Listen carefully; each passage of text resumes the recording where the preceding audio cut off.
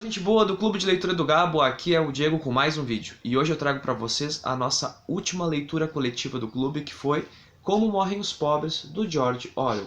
Para quem não conhece, George Orwell era o pseudônimo dele, o nome verdadeiro era Eric Arthur Blair, né? E ele utiliza esse pseudônimo por todo o processo de perseguição que ele sofre em relação às posições políticas e ideológicas. Bom, nesse livro que foi publicado pela Companhia das Letras, né, vocês podem encontrar então uma série de ensaios e artigos que ele produziu ao longo da vida, mas que tratam principalmente, né, os primeiros deles, sobre a vida do que nós chamaríamos hoje, né, de moradores em situação de rua, né, na época. Então ele retrata ou utiliza o nome popular que seria vagabundos, né.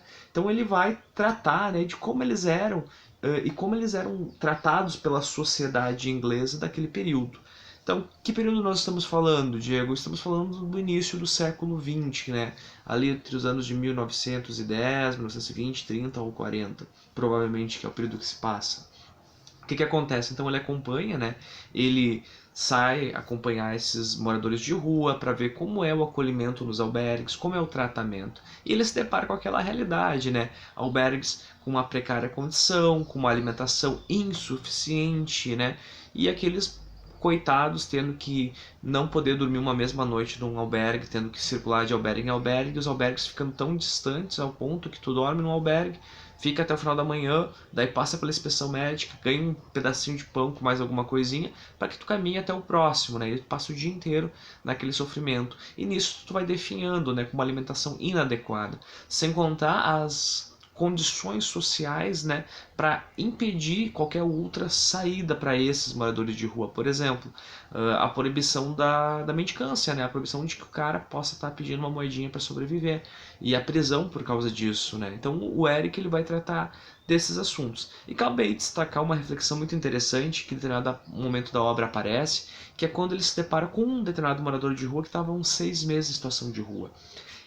O Eric então vai trabalhar, né? O George Orwell vai trabalhar então na cozinha desse albergue, né? Todos tinham que fazer algum tipo de função, e lá ele se depara com uma coisa horrível, né? Que era comida sendo jogada fora. E ele comenta então com o outro morador, olha, bah, os caras estão jogando comida fora.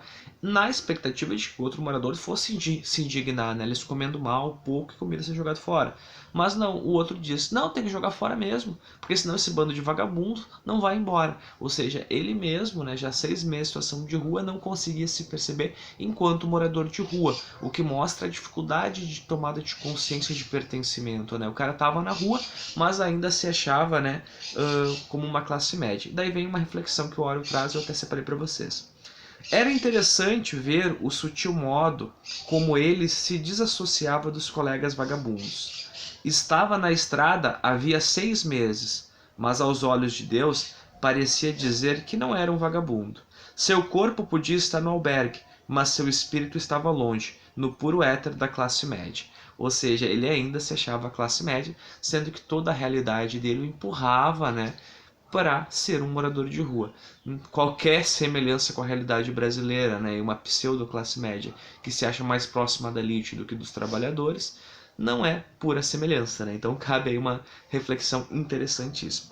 Mas o livro não se restringe então só a esse acompanhamento. Nós percorremos também a visita do Orwell a um hospital francês e se depara naquele hospital com toda uma espécie de violência em relação aos pacientes, né? Ou seja, a questão do humanismo, do pertencimento, do se colocar no lugar do outro, né? Tratar o indivíduo como um cidadão, passa longe, né? O hospital tratando as pessoas como coisas, e as pessoas sofrendo, né, literalmente no caminho à morte. Então ali o hospital naquela perspectiva de que um lugar que tu vá unicamente para morrer sem nenhum acolhimento, né?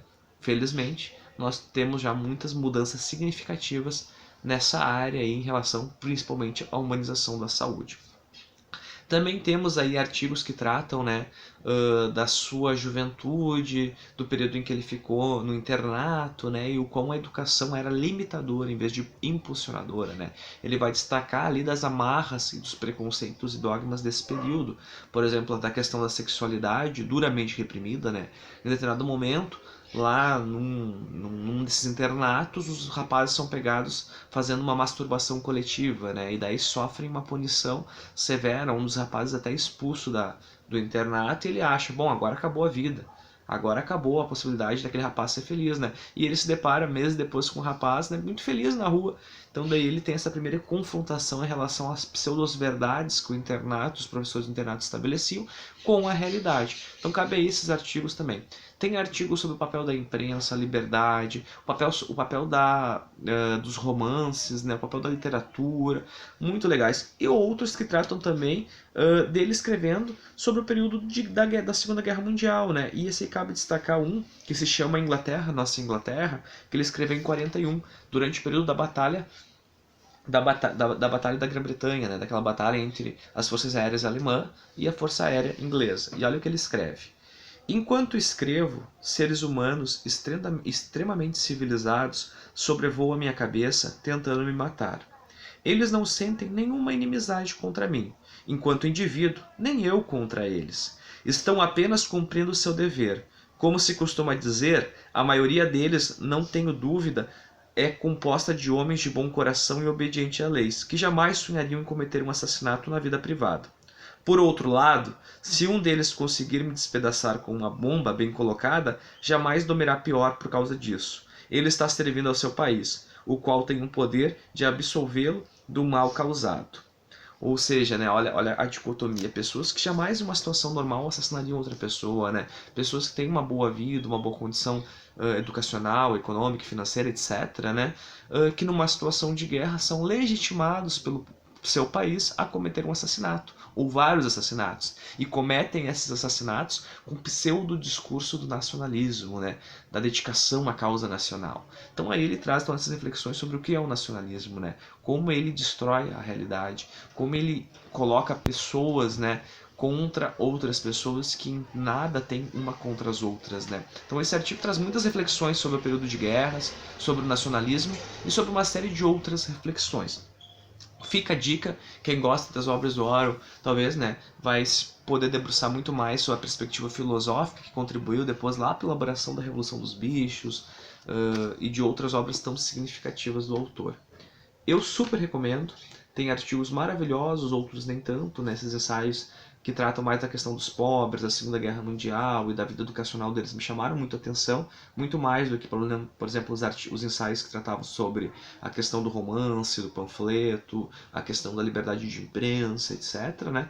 Mas, de maneira geral, super recomendo e espero que vocês tenham gostado. Não se esqueçam de se inscrever aqui no canal e nos seguir lá no Instagram. Até a próxima, pessoal!